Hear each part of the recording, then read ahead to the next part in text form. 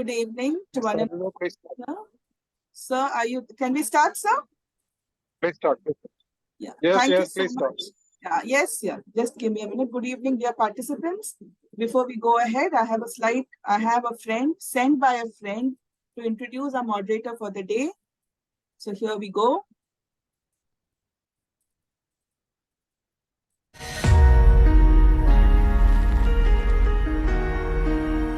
Dear educator, it's Jarvis here. Teachers are like second parents. For 13 years, they shape our minds and help us recognize our talents and goals. To some teachers, it is nothing but a job that pays the bills. But to others, it is their life. The 185th session discusses the role of teachers as parents who are greatly influential to their children. Now it's my pleasure to turn on my AI Natalie to introduce our moderator. Good evening to all the exuberant educators. I welcome you all to the 185th web training series of BTAG in association with CBSE Bharat Sahadaya. Now I proudly present the moderator, Mr. Abdus Salam M. Mr. Abdus Salam is a postgraduate teacher with 24 years of experience in teaching economics. He is a postgraduate in economics and political science. Currently, he is working as an academic supervisor in Darul Huda Islamic School, Alam. He handled various positions like coordinator of Eco Club activities and Sustainable School Initiative and CBSE School Innovation Ambassador. He is the lifetime member of Institute of Global Professional. Mr. Abdus Salam is the lead in charge of curriculum mapping in his school. And if I go through his achievements, then I should say that he has received Liberty Solutions Education Icon Award 2021 in the category, the Best PGT School Teacher. He has received the International Educationalist Award 2022 from Uttar Pradesh Book of Records. And he is also a recipient of a certificate from World Book of Records, London, for participating in the largest psychology virtual conference organized by 3G School of Psychology, Chennai. Oh dear sir, it is our esteemed pleasure to have you as our moderator. Now I would request you to take over this grand session. Stage is all yours.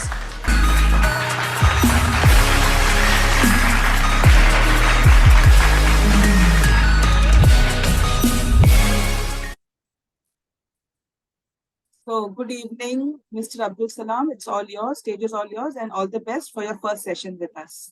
Thank you, sir. You may go ahead. Thank you, ma'am. Can you hear me? Yes, ma'am. Yes, sir. Very much. Okay. It is easier to build strong children than to repair broken men. Good evening, one and all. First of all, I extend my wholehearted gratitude to Dr. Abdul Salam, sir, for giving this wonderful opportunity to be the moderator of 180th session of BTAG training series, which is being conducted today by BTAG in collaboration with CBSE Bharat Sahodaya Complex. In collaboration with Bharat Sahodaya, BTAG conducts various sessions for teachers to guide, develop, motivate, inspire, and achieve greater heights in their noble profession teaching. The agenda of BTAG is empowering the nation. Valuable and informative sessions foster the teaching community to educate, empower, and evolve the new generation to cope with emotions and stress. BTAG perpetually strive to provide depth and zenith knowledge in respective areas. Here, we have a glorious session today to energize and galvanize the teaching community. Today's topic is teachers as parents. As you all know, parents are the first teacher who give the beginning of education. Learning process starts from womb to tomb. It is a never-ending process of materialistic world. The parents are the first teachers of the informal education. From the age 4 onwards, children are moving to the learning platform of their second parents, that is teachers.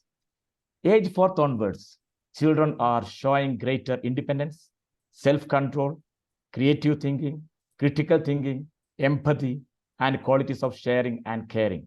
So the responsibilities fall in the hands of second parents to find the interest of students, hidden talents, and hone them into their dream.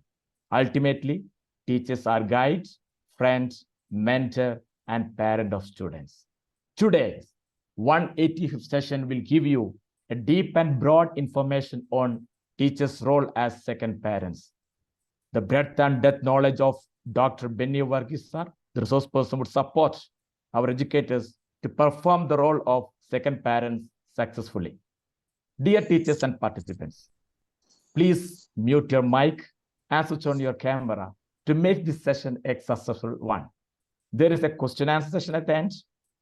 So please note down your question to clear your doubts, or please do virtually raise your hands to clarify doubts on time. Kindly note, the link for certificate and feedback will be posted in chat box. Now, I enter to my honorable duty. It is my privilege to welcome you all to this session. With immense pleasure and delight, I welcome the program director of BTAG session and the mastermind of mindful sessions. He is none other than Dr. Abdul Salam Sir. He is a CBSE resource person, master trainer. He is the founder and CEO of BTAG, Bharat Transformers Academic Group. Currently, he is the principal of Vibjor High, Lanka, Bangalore. He is also associated with NABET, the National Accreditation Board for Education and Training, Government of India, as an assessor. It is my honor to call upon Dr. Abdul Salam Sir to deliver the welcome address. Over to you, sir. Thank you, sir. Good evening, everybody. First of all, invoking prayer to God for removing all the glitches. Both the resource person and moderator had technical issues, and Yes. we have overcome that by the grace of God. Very happy to see Mr. Abdul Salam on board with BTAG, and I take this opportunity to wish him all the very best on his first moderation. Equally thankful to Dr. Benny, who has been continuously giving enlightening sessions to all the educators on various topics. I would like to thank him for offering this particular topic, teachers as parents. I would like this session to be very interactive with a less presentation. That is what we have decided, that we would hold a session every month for the participant to interact and get clearance of the issues that they face in the classroom. So thank you so much, all the participants. Ms. Beena Jacob has also joined. She is the Joint Secretary, Bharat Sahodaya. Welcome, Beena Jacob, ma'am. Welcome, Dr. Benny. Thank you, and thank you so much, each and every educator. Listen to Dr. Benny and enrich yourself. Please be interactive, ask as many questions as possible. Please make use of this session to the fullest. Thank you so much. Welcome once again. Over to the moderator. Thank you. Thank you, sir. Your inspirational words may ignite the minds of educators and prepare them to grasp and engulf the thought-provoking ideas and thoughts of our esteemed speaker. Next, I would like to welcome our renowned felicitator, Ms. Beena Jacob. She's a Joint Secretary of Bharat Sahodaya. She's the principal of MGM International School, Kilimanur, a very talented personality with greater experience in education history. Ma'am, please. Thank you, sir. Thank you so much. Good evening to the esteemed founder and director of BTAG, Dr. Abdul Salam, sir. The resource person of this evening, Dr. Benny Puduan Varghese, Ms. Sarita Warrior, and dear educators. In advance, I wish a blessed Vijayadashmi Day to everyone. As we know, so many kids are getting ready to enter into the world of letters. Let's all wish the best to the children who are excited to be the part of the first writing ceremony. So I think this is the right time to discuss the role of teachers as second parents. So of course, teachers take on a role that extends beyond delivering lessons. They become caregivers, mentors, and the source of unwavering support.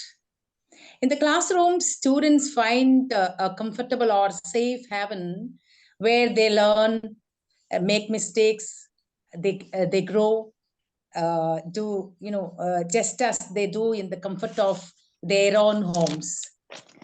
But we can never call teachers our second parents if no life lessons are taught in classrooms.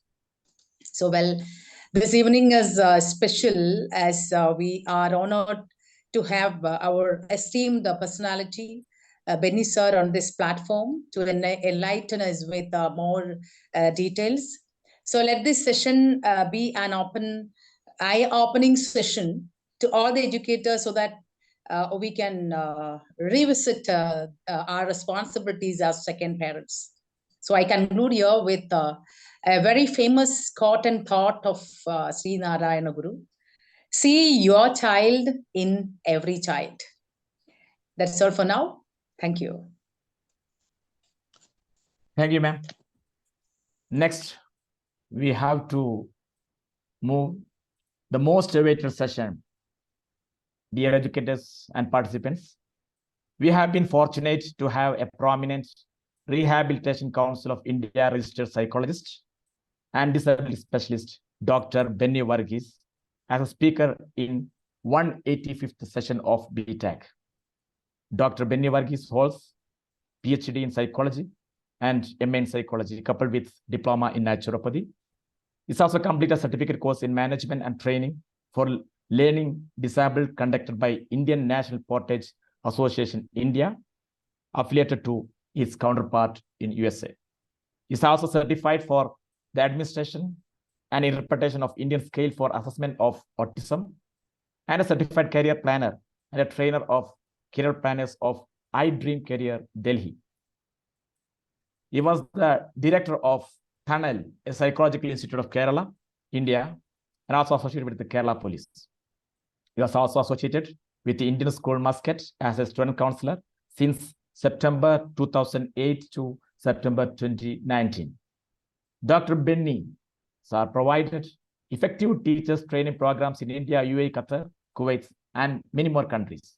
His training programs include inclusion challenges and strategies, classroom management of inclusion students, bullying, study habits, identifying your learning style, charms and challenges of teenage, screening and remedial strategies for SEN students, etc.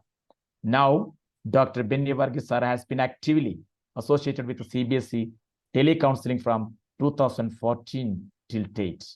On behalf of all of us at BTAG and our participants, I welcome Dr. Benny Varghese sir to this session. Sir, please. Thank you, sir.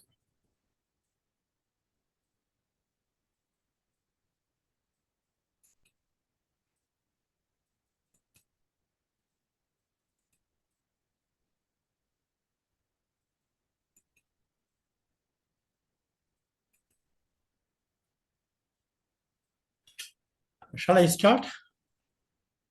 Yes, sir. Am I audible to everybody? Yes. Yes, sir.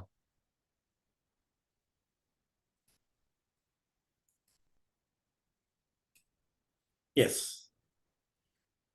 Teachers as parents or second parents. This is the topic of today.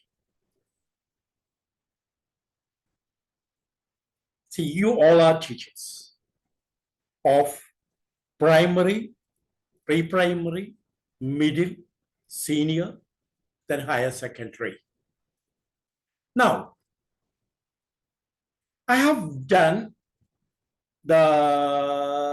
today's session is purely based on informal questionnaire given to 30 individuals from CBSE, ICSE, all-level teachers, even principals, then few students, etc., etc. Because I just wanted to have a genuine session of everything today. I don't know what is the reason behind it, but I thought, since you all are teachers and revisiting to your duties once again, And I will just see there may be challenges with my questions, which I have asked to parents or the teachers, so and so, but I am just projecting it to you all. See, informal, this one. Do you believe in a good parent teacher? Yes or no? Did you have a teacher who has influenced your life? Specify the reasons, etc. Kind of help contribution you have received. Did your teacher were reading your emotions by looking at your face? Then qualities of effective teacher. Did religious practices, positive or negative, play a role? The characters of your friends, students, etc., etc. So there were nearly 12 questions which were commonly asked to all the participants of my informal questionnaire sessions or interview sessions. From there, I have derived into few of the thought process of them carried to you. First, what I have understood is a teacher is a good face reader. They understand the faces of each and every child. Now, few of the retired teachers of state syllabus and CBSE mentioned, there are few teachers who don't know to read, to know their word, looking at the face of the children. And they also told they may be very less effective teachers compared to other individuals. That is what they have mentioned.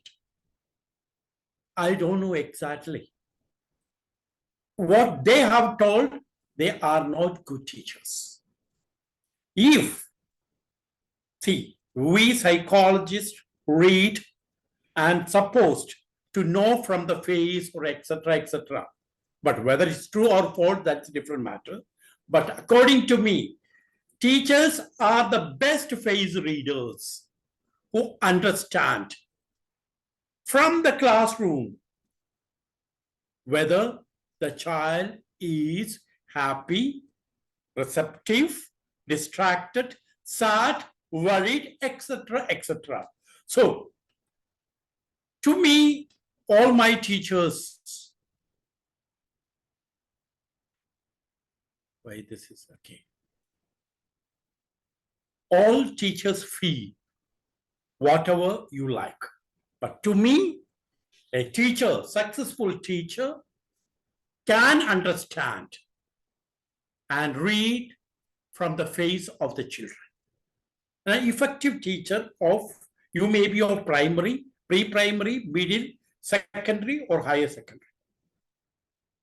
But always remember, you are entrusted with a group of children. For example, as the moderator well said,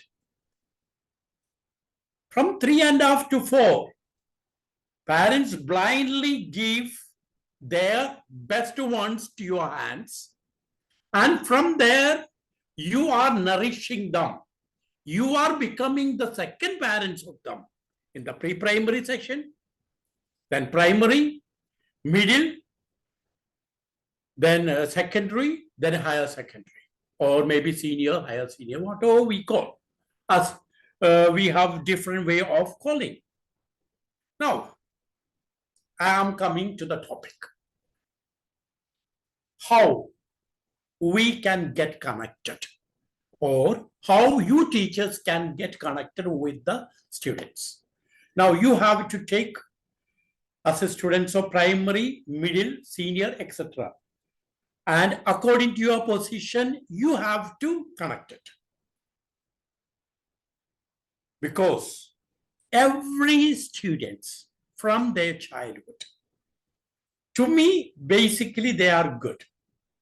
When they come to pre-primary school or the primary school, they are little inhibited. They have separation anxiety because from a protected environment, they are coming to another environment where they are anxious about what is going to happen. So first thing, you should be approachable to them, available, friendly. Today I had a client, or the child may be of 3.5. Simple example. What the grandmother was telling me, the teacher is not, the Anganwadi teacher is not happily receiving their children. She behaves very impartial. She is not a presentable lady. Children just come, just to say bye to her and go to the group and play. And what happens there? The grandmother is not aware about, but she is not happy with the teacher. Now, first thing, the point is we have to be approachable, available, friendly. Now, why approachable? According to the age of the child, maybe pre-primary, primary, middle or senior. Let us take that one. According to the age of the child, their need varies. What they approach, the level of approaching matter may be different. A pre-primary child or primary child may be approaching the teacher for a materialistic purpose. But a senior child may be going to a teacher, approaching a teacher for something personal, where the friendliness and freedom to approach the teacher and availability of the teacher also is important. Second, show love, affection, care. Again, according to the scenario of the classes, there it may vary. So hereafter I am not going to discuss that. But you have to show real love because you are the second parent. You may be a mother or you may be a father. You cannot be impartial to them. You should not show any sort of partiality, any sort of inhibitions or anything. They should not feel, hey, there is no use of going to that teacher. There are teachers, I know. But you as a teacher or we as a teacher have to change our mentality. See, the moment we enter to the gate of the school, always remember, we are teacher, we are second parent, or we are parent for a child. Anyone can approach me at any time. Though 24 hours or lifelong, a teacher is a teacher, till the school time, always we should be available for the students. Why I am saying such a way? There are some teachers who are just coming for salary's sake. Now, in my interview, I've got very, very bad information about few teachers of few schools. And according to, if you take the age bar, the age is coming maybe below 35 or down, or 30 down. They are working. They are not teaching exactly. See, a teacher is a worker. At the end, she or he gets a salary. But there is something else. But that missed from many of the New Valley teachers. I'm not saying all. but there are, because in my interview, even students of CBSE and State Board have informed me. There are some teachers whom we cannot approach. They always keep their face and as if they may be very good rank holder. Now, in my interview, I just had a discussion with my own son. He was saying, one of my teachers was excellent in mark, and university he was a topper, rank holder, etc. But he is not going to be a teacher because he doesn't know to convey what we want. He delivers something and he goes back as if we have understood. He never asks, or he fails to ask whether we have understood what he is saying. Now, I am not saying the teaching part. I am saying, where is the love, affection, and care of that teacher? Now, teachers, let us. Now, third area, listen. See, according to the age, each child will have simple matters to share. Don't think your age. Oh, this is not my age. No. You are a mother or a father to that age group. To that age group, you have to listen to them carefully and to extent meet their expectations. And listening to each child will make matters. And when listening, now in my interview, it was told, nowadays parents are more connected with the teachers and want to connect with the teachers. My 90% of teachers are well connected. They listen to the parents. But there are few teachers, if they are called after school hours, there are few who roughly answers the parents. And they will never remember that their parent and they are concerned. They are affected parents. See, if I am with a child and there is something I have to share with my teacher, automatically it may be positive or negative, but it is affecting me, my emotions. So the teacher has to listen to me. That listening itself cures. Then discussion need. So next area, provide unconditional but conditional support. There are unconditional and conditional support a teacher has to. Sometimes the teacher has to fully give. Sometimes say, okay, last time I told excuse to you, but this time, if you do this, this I will do. So, give and take policy the teacher provides, there is nothing wrong in it. I will say it is the way. But when a child comes, we should be unconditional. Later stage, repeated stage, if conditions have been kept by the teacher, it is always good. It is only to promote the child growth.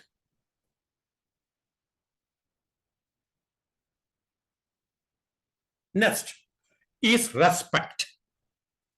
Nowadays, all the stakeholders of a school, from authorities till the child of maybe a pre-primary, all need respect. And I have to respect you, you have to respect me back. But there are some students, nowadays teachers say they don't respect, they don't greet. My simple questions. If a pre-primary student is ready to respect or greet a teacher till 4th standard end, In the 5th standard, when the session is changed and come to another area, why the child forget to greet the teacher? We have to examine ourselves. Beginning, we have looked into approachability, love, care, etc., etc. Is there anything wrong? Why the child did not greet me? Is it because I did not greet the child? It's a question.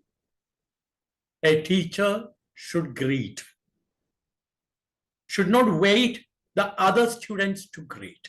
Instead that, let us start greeting.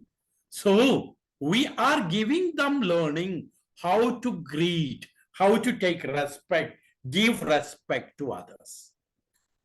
So greet everyone, whomever you meet, maybe in the road, maybe in the school campus, maybe in the classroom. Let us respect. When respect is taken care, automatically many problems can be settled. And nowadays, respect is less seen by parents to many of the teachers, especially ICSE, CBSE schools.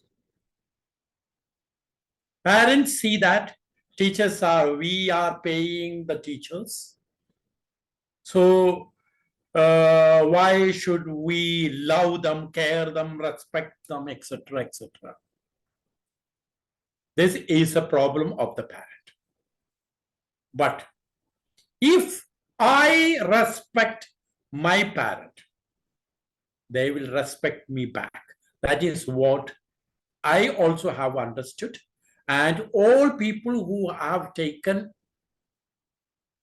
this session very seriously in the interview session, they say, if you respect, slowly or steadily, later on stage, they will respect back. So let us respect and don't think that why my colleagues are not respecting me or they are not caring me, etc., etc. There can be many things, but I will say whatever happens, a teacher should respect the students, colleagues, etc., etc. Then talk over differences. Differences of opinion will be there because we are individuals. As an individual, I have my own thought process. Now I am discussing something, you all are listeners. You all are hearing me from 2 years and with vast experiences and a lot of relatives, so many people whom you relate. And because of that, because of your difference of viewpoints, you may differ. So we should talk our differences. But when we talk of our differences, we have to reach, we have to finalize. Yes, what is the cause?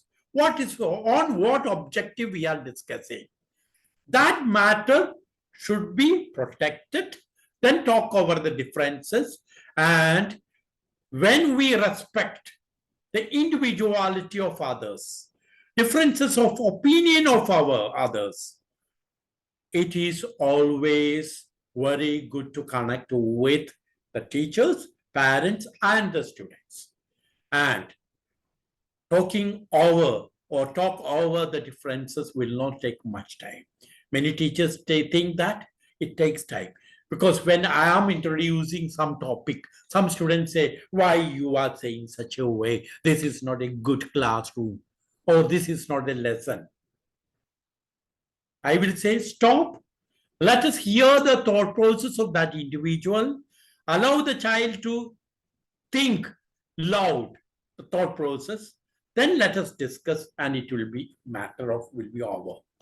Then trust, faith, confidence. A child who comes to us as a teacher always think, because the child trusts you, the child has faith in you, confidence in you, because you will not share their personal matter with anyone else. See, as a psychologist, we are sure that we are not supposed to share with.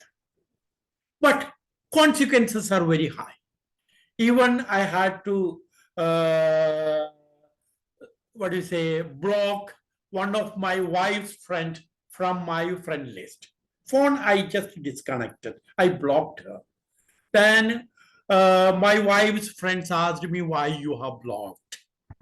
Because she is trying to reach to you, it's not reaching to you. Then later stage, she called on my son's phone and got connected. Then she asked me, then I don't know, I have not done anything, but I know I had disconnected her. Reason was, when she was having a challenge of her daughter in the 12th standard, especially when she was approaching examination, maybe November, December, January, with practicals and everything, she was having little anxiety and she was getting help of me. And she very clearly told, don't tell your wife about this. And I had to keep my confidence. I just kept. On later stage, my wife got angry with me, stating, who are you to advise my friend? And you never told me that she was getting connected with you many times. Who broke the trust? Me or my wife's friend? When the matter finished, she told her. She countered back. So that friend not be a friend of me. That's what I felt, because she has nothing to do with me. But you teachers cannot block your word, your students. Why? Because they should approach you. They find a solution in you, so that they are coming with a problem to you. So why they come to you? See, in your school, you may see many teachers. There may be many, but everyone is not trusted. Few students, for example, if I am getting conference with Abdul Salam sir, I tell my friend, okay, you go to Abdul Salam and tell this matter. He will give some sort of solutions and he will keep the secret of yourself. Automatically, it is a contagious disease. Like I tell to my friends, then he become famous. Same way, if you are very good, the students will approach you, because they will tell their friends that you can approach that teacher will keep, and you can have faith in that teacher. Then comes, teacher should be a role model. We know role model. There are different things in life. I'm not discussing anything about the teaching aspect, because it is not necessary you are a very good teacher. How to teach, how to approach different subjects, these things have been discussed very well.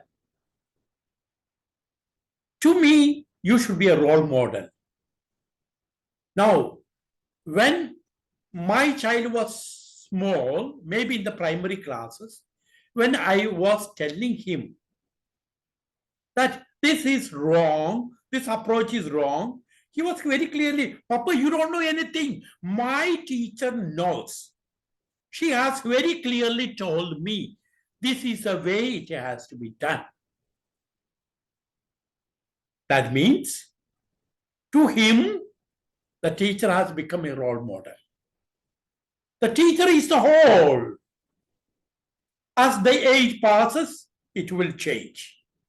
But till the teacher should be a role model. To anything, you are a model. To my ward, I have seen, to my child, I have seen, for him, many teachers are role models till today, though he is working somewhere. Because there are teachers who has led him with their immense energy, or maybe for faithfulness to the profession, or giving to a student. Now, last area of connection is no religious prejudices. In your classroom, you will have different students who are practicing different religions. Nowadays, lot of challenges are deriving the schools. I will say, you are a teacher. You are a respectable teacher who can be trusted, who is a role model, will not show any differences of anyone in the classroom.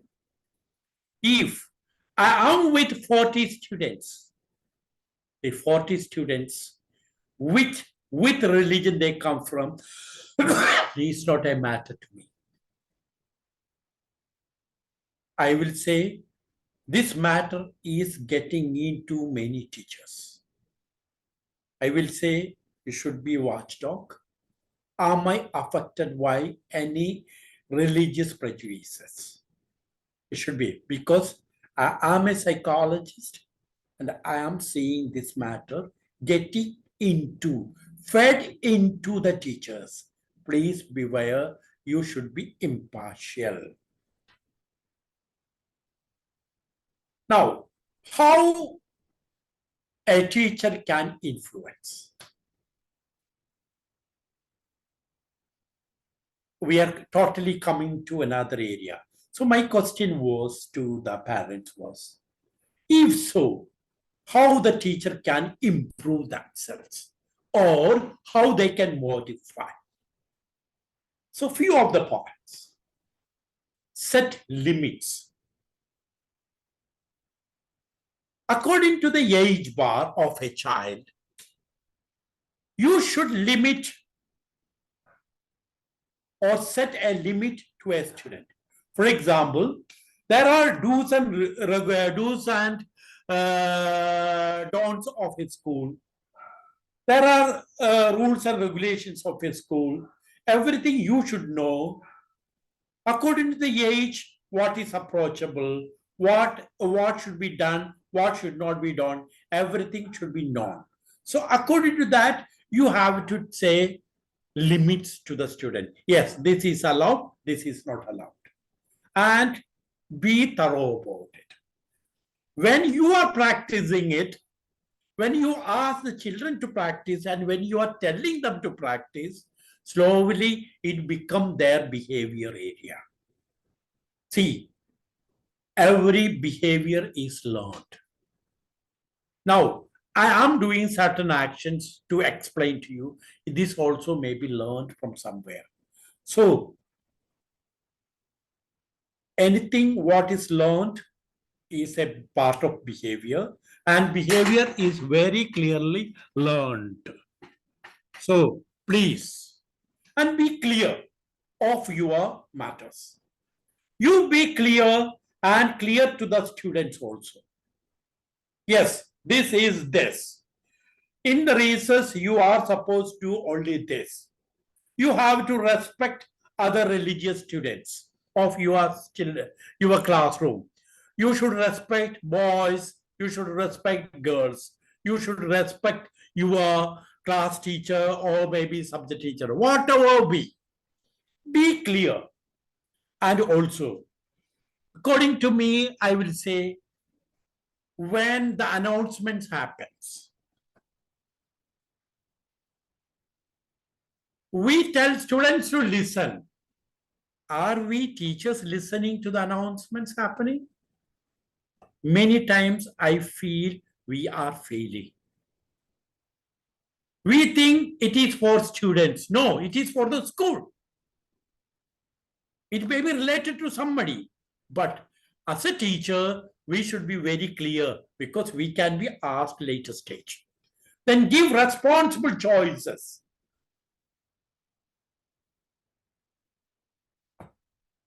There can be differences of choices for everything. So a teacher who is giving the answers, who is taking the class, who is the class teacher, who is a subject teacher, responsible for anything chosen in that period. Then be open to negotiations. Now, we are making negotiations. We cannot say this is the answer for this. No, there can be differences of opinion. We be open to negotiations. So be clear. We have to set limits. We have to be clear, and we have to take of the children also who make the negotiations. Anything, everything should be done. Then grant independence in stages. According to the age, pre-primary, primary, middle, senior, we have to permit independence. We cannot say, you cannot do this. No, certain senior students say, what is the problem if I do this way? And many teachers find very bad that students are asking back, or maybe we say they are questioning back to us. No, I am saying, are we not getting into that child? According to the age bar, the thought process will change. Rationality may merge. We have to always take care of the age class of the child. Now comes, discuss about health and safety. The teacher has to, whoever comes, should discuss about health and also the safety measures. For example, if I am jumping from here to there, if I get hurt, we have to discuss about that. I'm just saying an example. Anything and everything, whenever we are into thing, we have to discuss about the health and safety of that matter. Why? When I am discussing about when in the interview, health and safety came in, then I asked, what is the matter behind? Nowadays, the parents are more worried about students missing the class. So if they are sick also, the children may be pushed to the school. In our stage, we were praying the teacher may be sick, or we may become sick so that we may not go to school. But nowadays, coming to school is a positive thing, and all are doing it. But we teachers have to discuss about the healthy approach, healthy matters of everything, and also safety also. Because why, when we come to safety area, we have to say do's and don'ts, and why a lot of those don'ts are kept in, it is because of the health and safety of every child. It was very clearly told according to the age bar. Because we should not say, we should not think that they will not understand anything. Yes, any matter, for example, there was a fight. Take an example. We have to get into that both the children and discuss. If you beat, what will happen to? And what is the safety?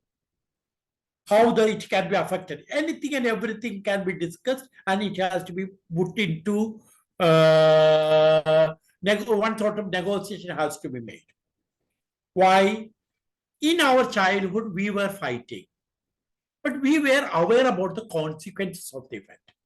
because we know teacher may beat us, parents may get angry with us, or the child's father may get. Nowadays, we are not thinking about the consequences. Now, simple example which was told by one of the parents I am just bringing to. Nowadays, students are least bothered about killing or attacking, etc., etc. And majority of the social media is influencing them such a way that they are not thinking about anything and everything. But when we were students, we were thinking, okay, if I beat such a way, it can affect the boy or other child other way. But I don't know, something happens. Nowadays, children are not aware about. Now, say no to choices that cut off future options. It is always good when we discuss any matter, and especially in the matter of choices of career. Please have a choice and discuss very well. If I don't do this, which are the options that may be cut off from my future life? For example, if I don't study well, I cannot become so and so. If I chose humanities, I am to an extent cut off from commerce and science group. Now I can go back, but a science child can come to humanity, but I cannot go. That's a simple example. Same way, anything when we say do's and don'ts, even to our children, let us always think, when I am saying this is no to you, I have told many times you cannot do this. Let us clarify them why we have cut off this opportunity.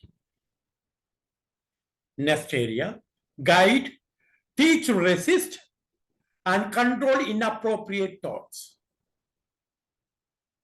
As the age grows, as the teenagers come in, adolescent merge in, inappropriate thoughts may come into a ward according to the hormonal changes. Let the teachers be a guide. Let us discuss with them. This thought may come in. This is good for you. This is not acceptable behavior. This is acceptable behavior. This is the way you have to control your thought process. If it is inappropriate, you have to very clearly tell them. Why I am saying very well this way, many teachers feel that why should we enter to this matter? This is a matter of the HOD, or maybe a subject matter, or maybe principal or vice principal, etc., etc., or the counselor. You teacher, you are grown up.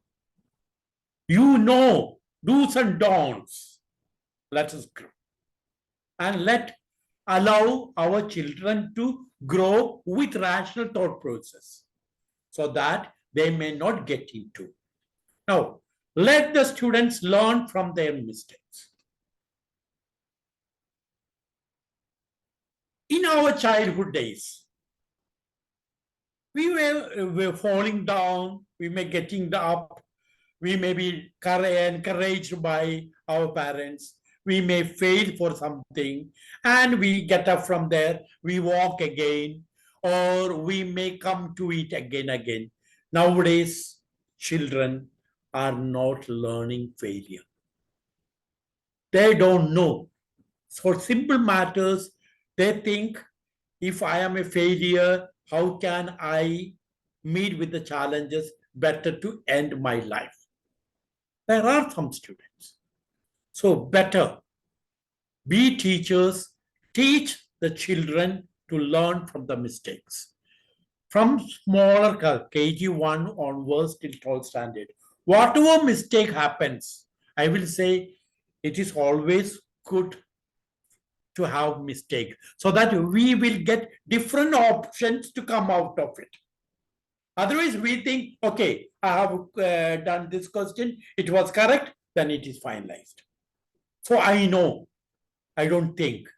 But if I make a mistake, I think how I made mistake, what was the correct strategy, or what were the correct strategies, everything can be discussed. So you teachers or we teachers, let us work with our students and let the mistake become the stepping stones. And we will not lose any children, because nowadays failure is a problem for both the parents and children. They feel life is lost. Nothing is lost. Anything mistake happen from any human being, it can be corrected and it can be overcome. So we can overcome. There is nothing hopeless. Anything, whatever the least, at the end, I have become so and so ruined till I have time to come out. And let us leave. And let us be teachers. Let us teach our students to come out of the errors. Let us reduce the mistakes. So when we discuss the matters, see, when we see a problem or a mistake of a child, we correct them. We never ask them what is exactly to be done. Why you have done this thing? We don't say it's a mistake. But it is not acceptable way you have done it. This is acceptable method. Or is there any other acceptable method? We have to discuss. Let us discuss. And these things are done in the classroom, in the corridor, in the school, outside the school. We have to do everywhere. Now, coming to the last point, teach students to face consequence of their actions. Nowadays, students are not aware about the consequence. They are least bothered about the consequences of their action. We teachers have to teach. Every action has opposite reaction. If I throw stone, this stone will fall somewhere. And I have to bear. If I am simply throwing a stone, it can fall on a bird or animal, or it can be on a human being, or it can be on a plant. It can be anything. But it will fall. So you teachers have to teach the student. For example, he is a back answering. The child is back answering. Why? Because child has learned such a way. Now, ask him, what are the consequences of your back answering? Okay, you told me. Okay, you told me this way. What are the things you want to be? Discuss. And later the child will understand what is right and what is wrong.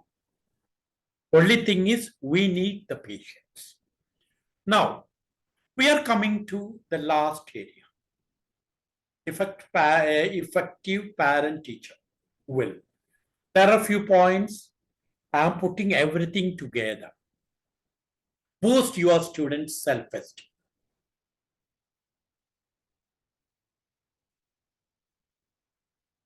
We all live with self-esteem.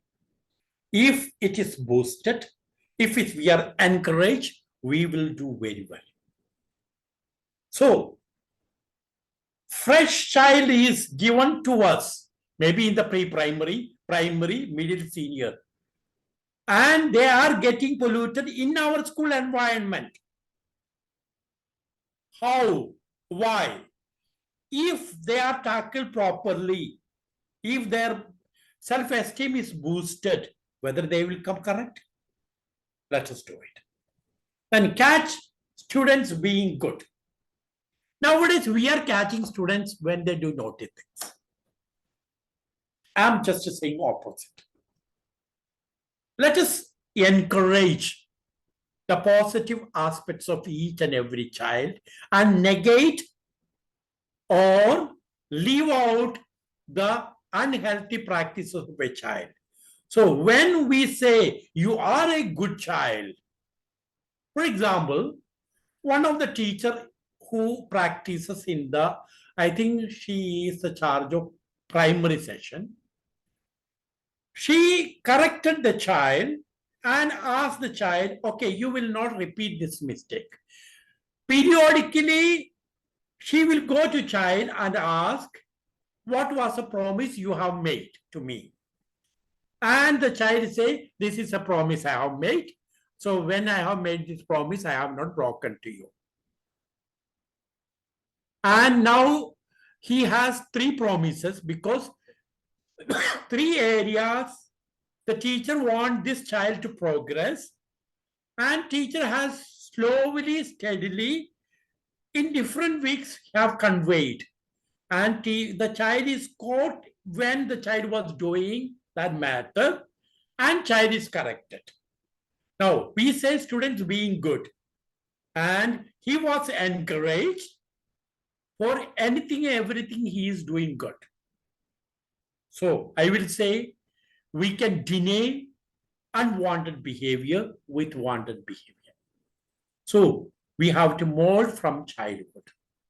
Even in the senior classes, this is applicable. Majority of the time, we see only the mistake of our children, our students. We don't see the goodness of the children. And there are some students who are in the classes just waiting for simple appreciation from the teacher. Now the question is, are we not appreciating? We are appreciating, but we have, I will say, we have partialities. Maybe rich, poor, maybe a teacher's son, daughter, etc. There are so many barriers, so many things we have to get into. But why I'm saying such a way, you are teachers from different schools, sitting together, listening to me. Please, if there is something like this, just reduce it. I'm not saying you are so and so. But if you are knowingly or unknowingly doing it, please reduce it and improve. And set limits and be consistent with your discipline.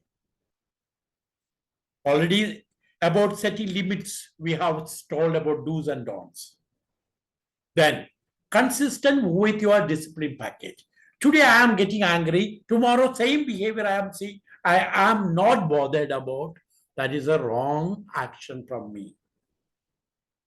We have to be consistent. We have to say, yes, you have to do this, then only I will give this. Be strong with your disciplinary action. You can negotiate it. You can discuss over it. You can give some sort of exception to it. That doesn't mean that you are away from your disciplinary actions. No. Now, make time for your students. I have already told the students can come to you at maybe in the corridor, maybe during the recess. Students should come to you. Now, interview, there was a worst thing which I have not seen. In the classrooms, there are few teachers who are simply sitting and tapping the mobiles, doesn't give time to even fellow teachers, and they are into themselves, or they are discussing about their dress patterns, their shoppings, the tours, etc., of their family matters. I will not say it should not be done, but always be cautious about the situation also. School time is a time we are dedicated for the school. It is not our personal time. I have told yes to the regulations of the school, and for which I may be receiving 1,000 rupees or maybe higher thousands. Whatever be, but I have agreed, I have signed. Let us be dedicated. Then be a good role model, I have discussed. Make communication a priority. Let us communicate very well. Let us say exactly, if doubtful, let us ask the opposite party, did you understand what did I say? Can you repeat it? Am I clear to you, audible to you? If yes, or can you just tell me in a nutshell what I have told you? This can be a stepping stone for each and every one of you, because always you think that whatever we have communicated is known to or well communicated. Periodically, examination is good. Be flexible and willing to adjust. Yes, we teachers have to. Next area, show that your love is unconditional. We are the second parent. Your parents has trusted us and given to us. The love I make with you is unconditional. I have taken you as a whole with your strength and limitations. That should be the motto of a student, teacher. Now, know your own needs and limitations as a teacher. Teachers always should know the limitations. And in limitations, what I want to say, nowadays the children have a lot of knowledge from the Google. If you don't know anything, tell them I will refer and get back to you in the next time. Know yourself very well. Yes, we are not with everything. We have our own limitations. Know our own limitations. And let us work with that limitation. I never say I will not give you, but instead that we will give. Then, if a child, a teenager comes to you for a help or a chat, listen. Majority of the time, we usually, the teachers say, hey, you come after some time. Sometimes the child may be just want to pour out something. Especially, just remember, if they are teenagers, have a soft corner. Especially male or female, I will say usually female, they will have a lot of physiological challenges also. At least have a chat. How can I help you? What help you want from me? Now it's the time for class. Can I do it after this? Or can I substitute some other teacher for you? Please. They might have reached to us with a lot of difficulties. Whether should I go, not to go? So many thought processes. Later, they might have come. And when we abruptly say no to it, they feel very bad. Even we as a student might have felt it. So please, teachers, especially when the teenager come to you, just listen to them. What requirement they need. Then use assertive discipline. Then have realistic expectations. Always expectations should be realistic. See, age bar, age gap. The world we live in, everything should be counted in. Now, in my time, I did this. Nowadays, students are more. They know many things from the tip of their finger. We teachers have to be aware about it. So, we should have realistic expectation. According to this stage, according to this era, the world, changing world, whether it is right, wrong, whether it is acceptable, from where they have heard, everything should be known to a teacher. Teacher should grow, learn, read, listen, etc., etc. Have to make wider reality.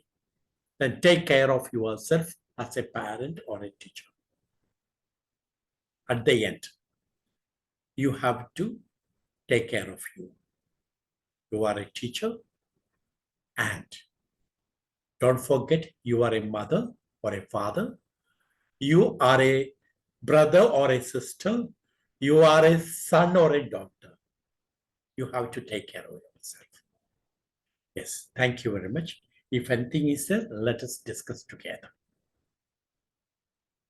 Over to you, sir. Hello.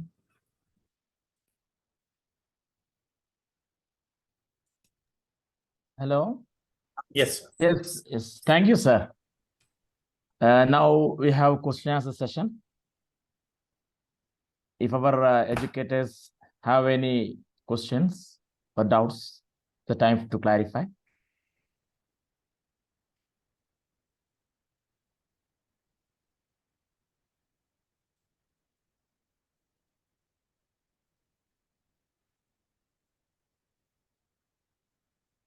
Educators, please.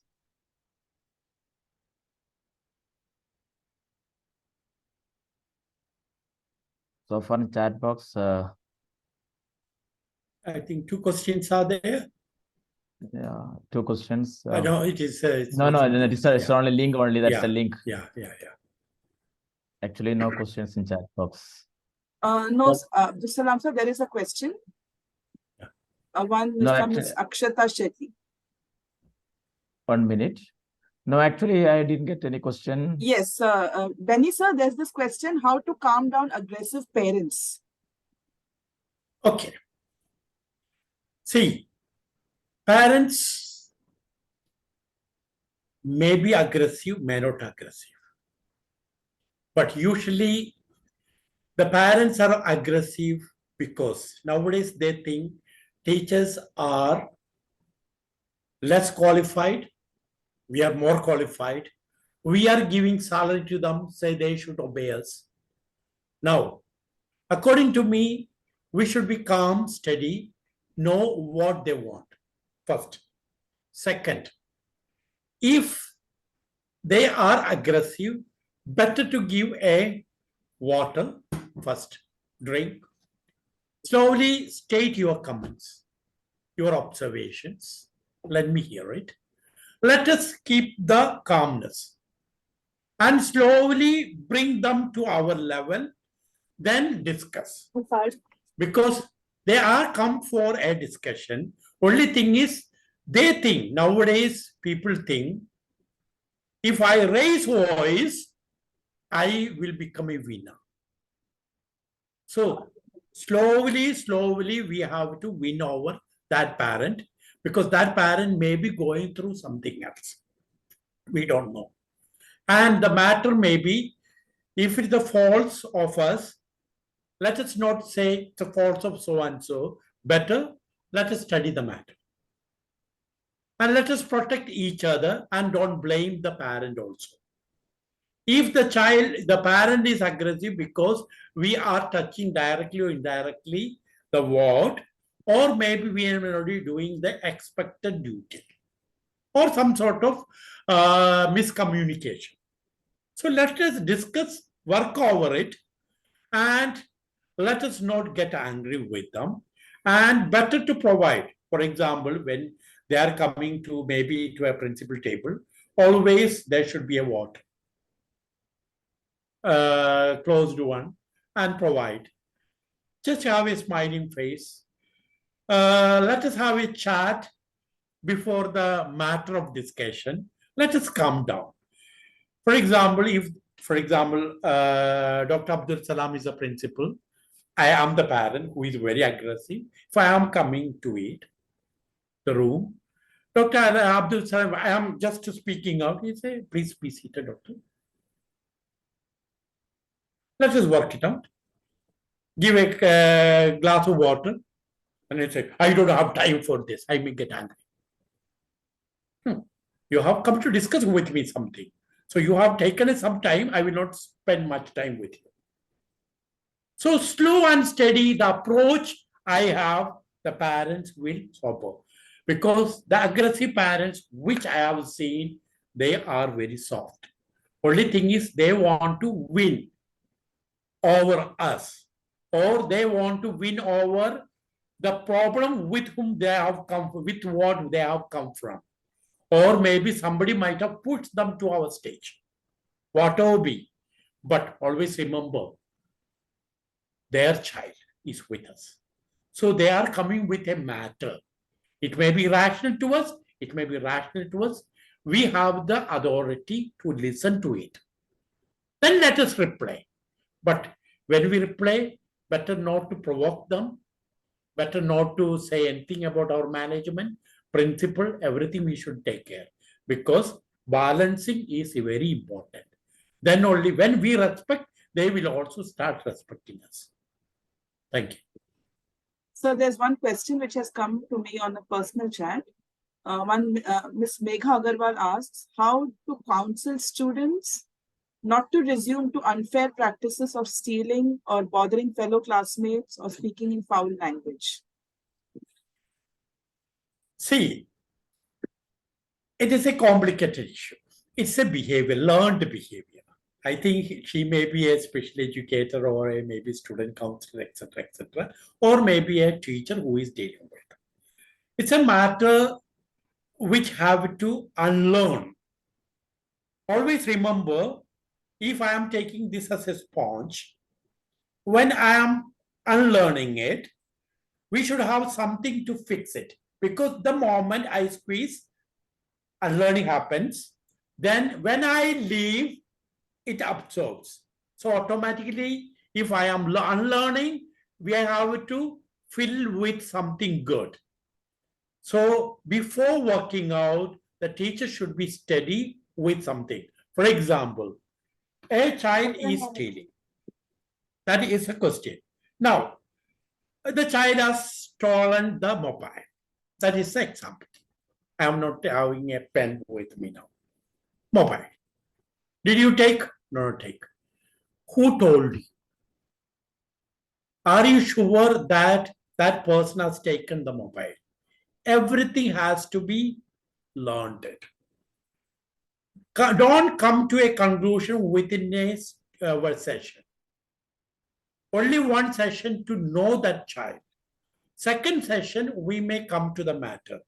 See, don't think a counselor or a teacher can get into a matter and finish it off then and there. No. See, certain area, principals have to act. But when the matter comes to principal, automatically the principal is fed with different matters. But always careful, it should not be prejudiced matter.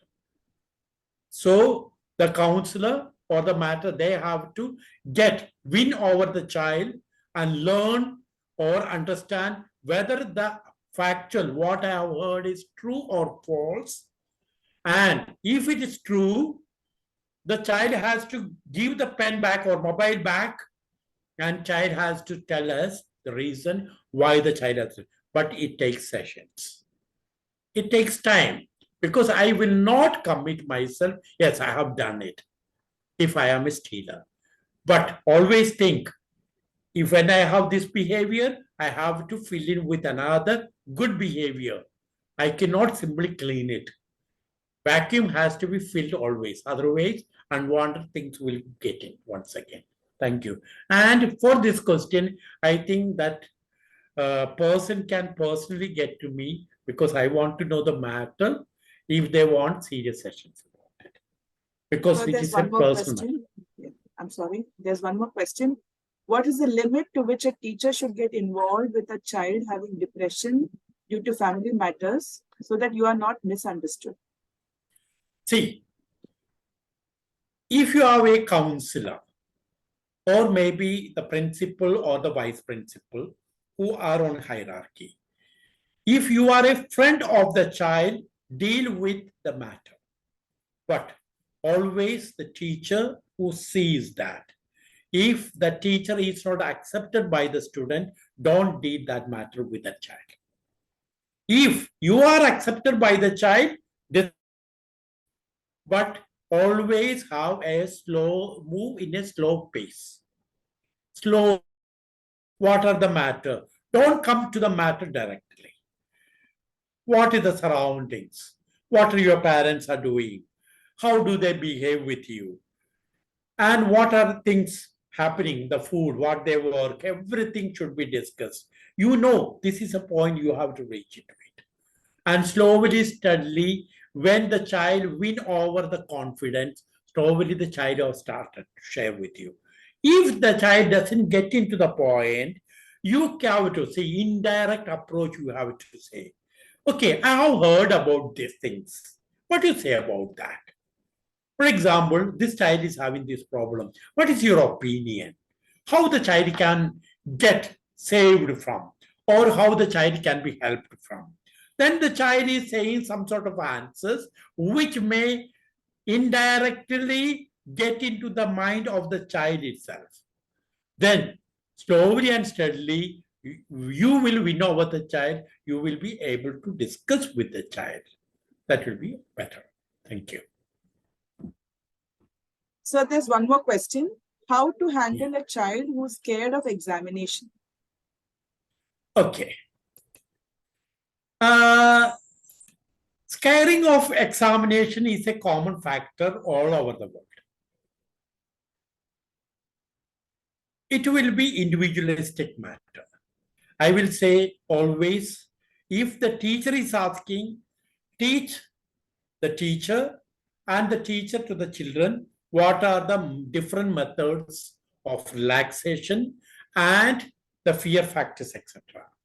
If it's a matter of a child, let the teacher work on it. And first of all, understand on what the child is having the problem. Then work on it. Why I'm saying such a way? Many of the time, we fail this matter. So I will say, always be clear. Fear factor is there. For example, if you take a rubber band, the duty of rubber band is to tie the material together.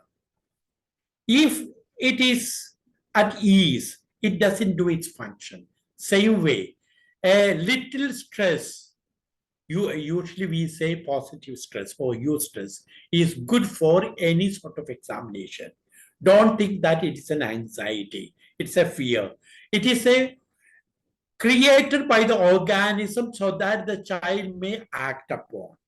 And it becomes too much, we have to work upon.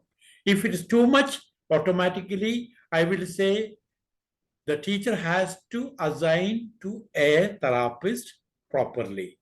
And this is not the session to work on that because we cannot reach to it. Simple sessions. Okay, thank you. I request participants to kindly raise their hand and ask questions. We would really appreciate it if we could hear it from you, teachers.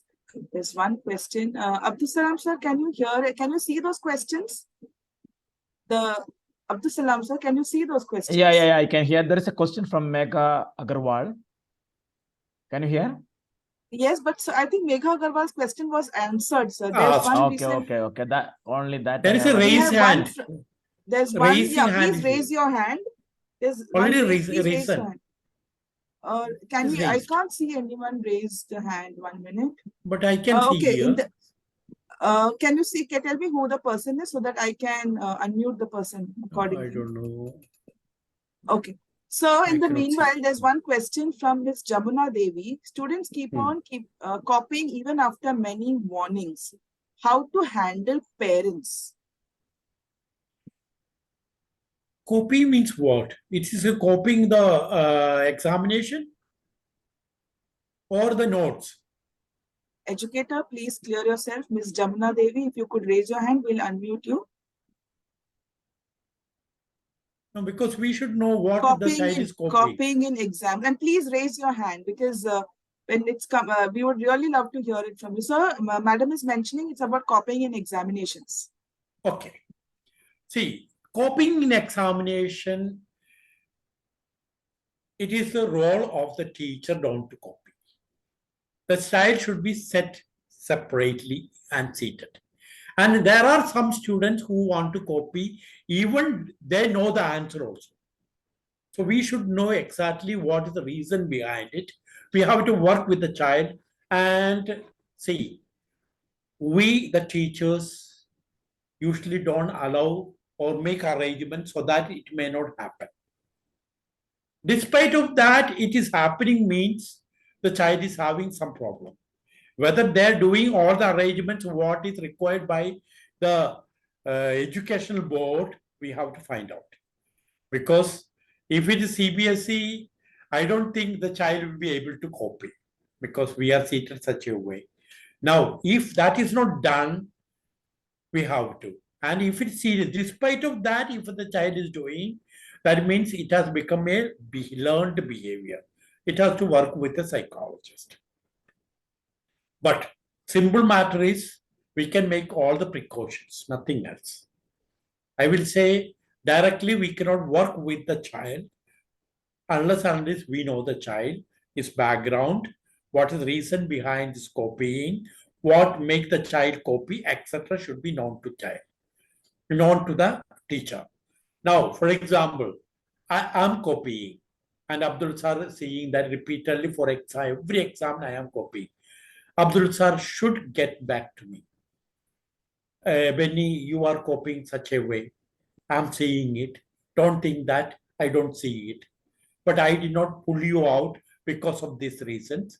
And what will be the reasons of your copy? Whether you have not studied, whether you are not thorough with your answer, there can be many things. And let us help that child to come out of that. That will be the more method. Why I'm saying indirectly corrective will not work out. Because it is a strategy which has to be done from the examination hall or the classroom to the office. Means the personal discussion between the teacher and the child. Thank you.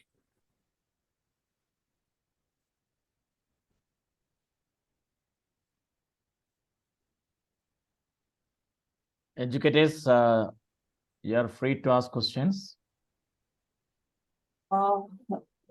Abdul Salam sir, I believe the questions are still coming to me. Though I've opened the chat window that they can ask it and they can ask everyone, but I'm still getting personal direct messages. Family issues interfering with child's academic performance. What best can be done from the teacher's side to minimize it? Once again. Just a minute, sir. I'll just read it out. Family issues are interfering with the child's academic performance. What best can be done from the teacher's side to minimize it? Nityashri Jairam has asked. Whatever be the matter. If it is a family matter which is affecting the student's learning progress, first of all, we have to make it clear that it's a family matter. That means the teacher and the child has to work on. If it is a family matter, father and mother has to be called into the school. Don't tell them it is affecting. Instead of discuss what is happening in the family and modify the environment of the family, then this can be rectified. Teacher can only minimize with working with the parents. Now, despite of that, for example, there is a fight between, single parent. There is a fight between, or divorce is going to happen between a husband and wife and the child is affected. Now, child should be taught to learn to live with the situation. For example, if I don't have a hand, I have to live with the hand. So how to live with the hand? There has to be strategy developed between the teacher and the child. Now, what can be the best? You both know. Discuss, discuss, discuss. And put it, write it down, all the directions or the discussions, and cut it off what are not priority basis. Then according to priority, put into practice and have a discussion with the child. Because these are matters which need the consent, which need a lot of sitting, lot of work between the teacher and the child, and to extend the father and the mother. And father and mother, though they are separated, they will not be against the child growth. So if they are separated, meet them separately, work on the child, and you should tell this is the impact of your separation that's happening in the child. But together with work with the child, so that child can, how the child can better do. Because with your loving touch, the wound that has come, you are a second parent, at least little medicine can be kept by you. Thank you. Abdul Salam sir, there's one more question by Ms. Megha Agarwal. Could you please read it Yeah, out, yeah. sir? Yeah, if a Thank you, sir. child behaves lethargic during the classroom teaching, how to tackle it? This is a question from Ms. Megha Agarwal. See, if the child is lethargic one day, there may be a reason. It may be because child is affected from with the family, or maybe lack of drinking water, or child doesn't want to listen to the teacher correctly. And I will say it is an examination for the teacher. If every day the child is the same to that class, the teacher should discuss with HOD and other teachers whether she or he is the same in all the classes. If she's active in other classes, lethargic in my class, that means she has a problem with me or my teaching pattern. So it is a point me to correct. If the problem is between me and the child, he doesn't or she doesn't like me, automatically I should get into the page of that child. That means I should have a meeting with child, have a discussion. Yes, I am seeing repeatedly in my class, you don't like. What is wrong with me? Is my face problem? Is my presentation problem? Let the child slowly, steadily reveal to you. If it is the problem between the child and the teacher, it can be rectified. And the methodology. If methodology, sometime the child may not be getting anything. A simple example. 4 years before, I was pulled from Muscat to engineering college. And I had to sit with 8 teachers to know the feedback about my work, my subject. And 7 teachers told it is very difficult, he doesn't open the mouth. And finally, I went to 8th teacher. She told he is notorious, he never closes the mouth in the class. Then I looked at him. I asked him, what is the matter behind? Because I know he is a talkative boy. He doesn't, and he told, the teacher told, you can tell me exactly what it is. He told, I am teaching parallelly to other students. That means the teacher was not effective to the classroom. Teacher got angry because I am very senior teacher, well acceptable in the 4th year, 3rd year. But she was a failure in the class. And when she went to the staff room, a pile of complaints from the teachers, students were there, parents were there. My son directly told, because she asked, same way. Why I'm saying such a way, it can be different matters. Let us discuss with the child one-to-one and know what is the reason behind why the child is lethargic. If the child is lethargic in all the classes, then we have to find out maybe the physiological aspect, maybe child's personality may be like that. Maybe the family from where the child is coming is having some problem. We have to work with that. First of all, we should understand is a problem with me as a teacher that I can understand from other classes. Then work it out. Thank you. So, can you see a Zoom user? Can you unmute the educator, sir? You can do that. Zoom user, can you unmute the educator? Abdul Salam, sir. Yeah. Could you please unmute Zoom user? I have Zoom done. user, Zoom user can yeah. speak. Zoom user, please ask your question, sir, ma'am. Yeah, can you hear me? Yes, ma'am. Good evening, all. My question is like just now, sir said, like if a child is approaching you in the evening and all telephonically, pick up, talk to the child. And there are cases when a child is under acute depression due to some family issues or any other thing, and the child calls you, and teacher is also in dilemma, like whether to pick up the call, attend the call, and maybe you can save the child, or the trouble further increases, like parents may think you are intervening or something. So how to deal with that? At times you are in a big dilemma whether to pick up the call or not. See, now this matter is for counseling session. Very clear, the child is under depression and child is calling a teacher. See, child is calling the teacher because child is more prone to teacher or more close to the teacher. Immediately, simple matter, the teacher can say, your questions are genuine, your thought process are correct, but I have to just ponder upon.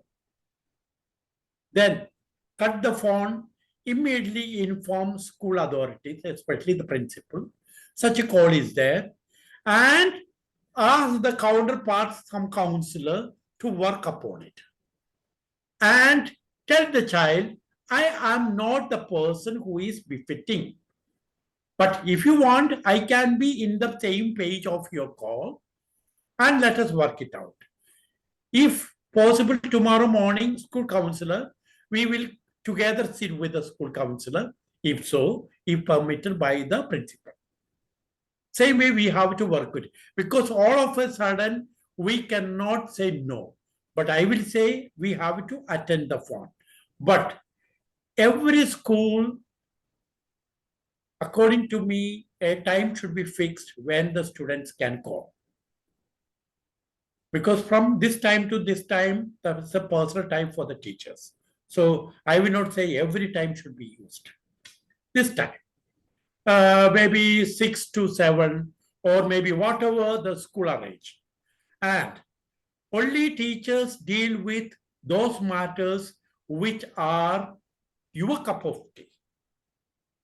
Don't deal with everything. Right, sir. According to the protocol, inform the principal and let the principal and the team take the call and do the action. But tell the child, this is the way I'm going to do, you will get a call back. Right. And your challenge will be met with us. Thank you very much. Thank you, sir.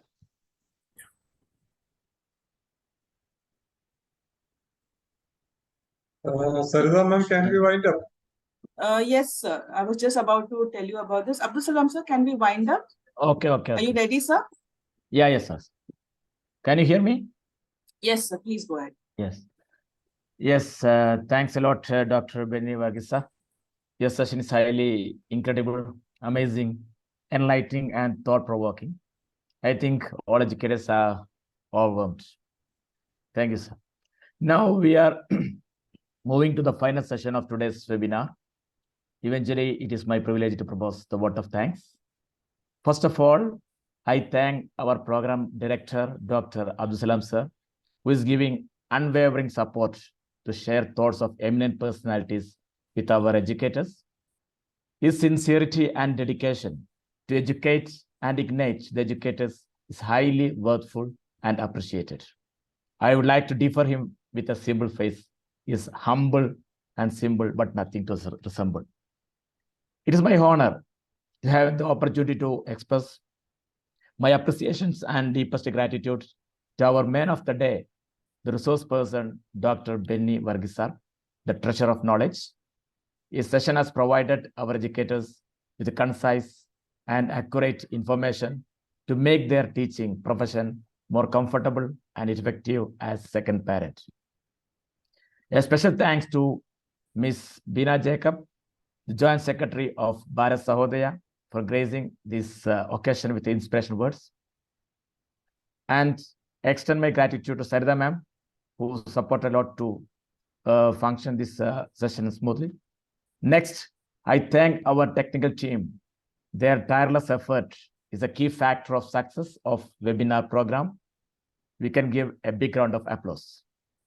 Last but not the least, I express utmost appreciation and wholehearted thanks to all teachers and participants who have contributed a lot to make this event great success by their virtual presence.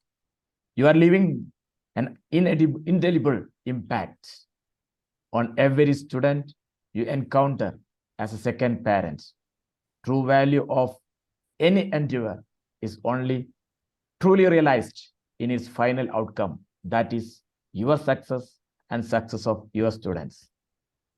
On behalf of BTAG team, once again, I thank one and all. Now we are going to wind up the session. Before we conclude, I would like to remind you all once again that the feedback form and certificate have been posted in the chat box. To conclude the session, I call upon Dr. Abdul Salam sir. Sir, please. Thank you.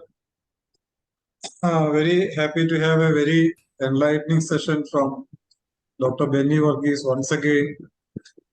First of all, let me thank Mr. Abdul Salam for giving us all the assistance to conduct this program, all the preparations done for conducting the program as well.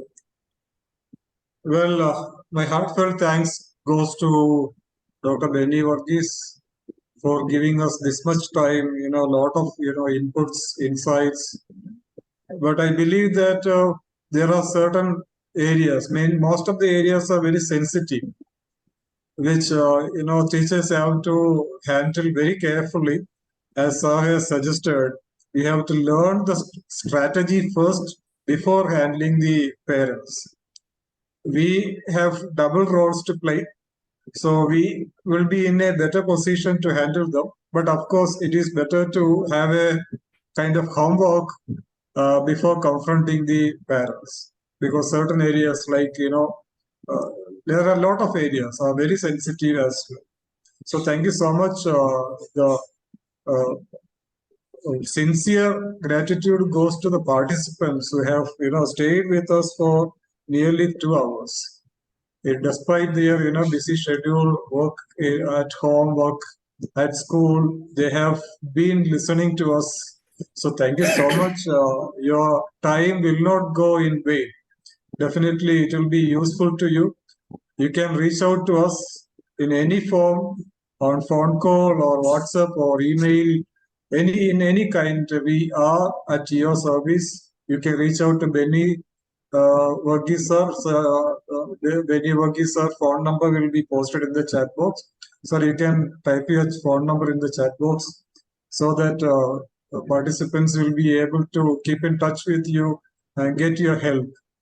Being very experienced psychologist in the field of education, your service, your help is too great, too valuable.